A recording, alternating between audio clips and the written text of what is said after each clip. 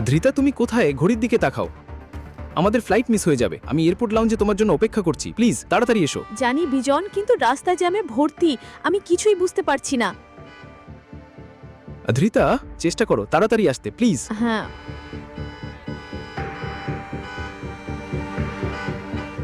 ওটার পিছনে কি করছো?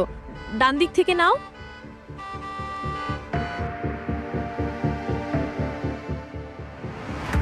এখন কি করব বিজন?